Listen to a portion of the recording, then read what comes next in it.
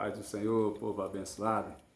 Estamos aqui mais uma vez para vos trazer dicas e orientações, principalmente para esses jovens abençoados que estão ingressando na arte da pregação, se tornando ministros da divulgação do Evangelho. Quero deixar aqui umas dicas simples, porém práticas e importantes. Vou ler um texto, 2 Timóteo 2:15, diz: procura apresentar-te a Deus aprovado como obreiro que não tem de que se envergonhar e que maneja bem a palavra da verdade.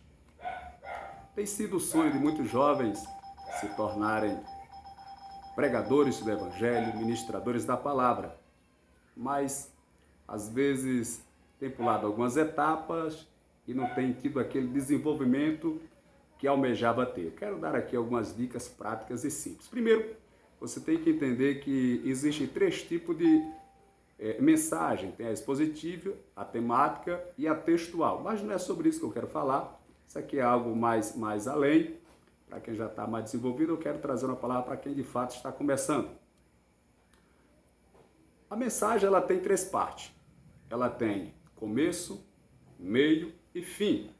O começo é a introdução, o meio é o corpo e o fim é a conclusão da mensagem, é a finalização da mensagem. Um grande problema para quem está começando a ministrar o Evangelho é querer impressionar.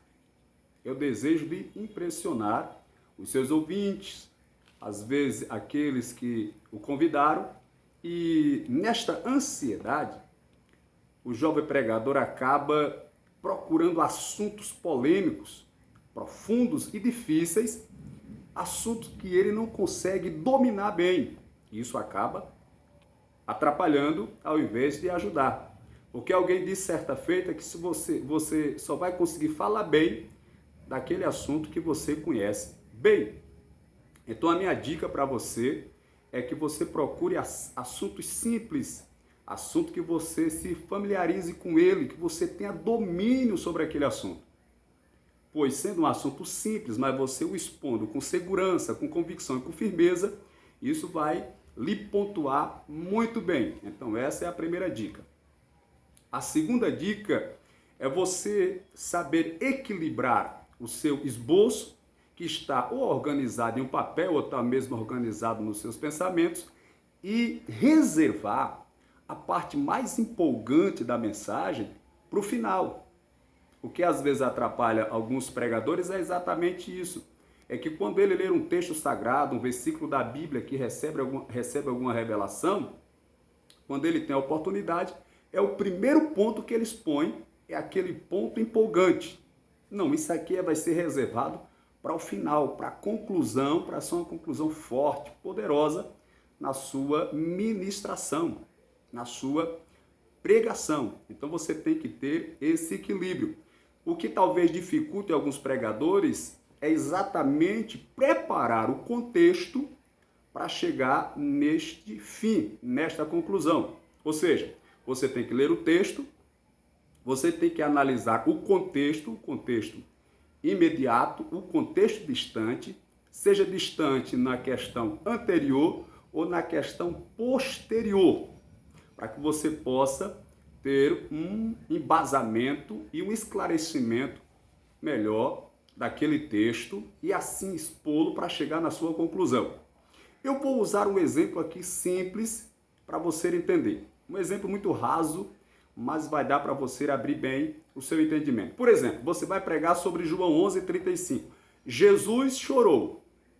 Suponhamos que você, nesse texto, nesse versículo, decidiu que vai trazer uma palavra empolgante, vai dizer que o choro de Jesus atrai a multidão, que o choro de Jesus chama a atenção da multidão, que o choro de Jesus faz com que a pedra seja removida, que o choro de Jesus move os céus, que o choro de Jesus ressuscita Lázaro, que o choro de Jesus faz milagres e opera maravilhas. Isso você vai falar de forma empolgante, porque é a revelação ou a compreensão que você teve daquele texto para passar. Só que essa parte é a parte da conclusão. O que é que você vai fazer?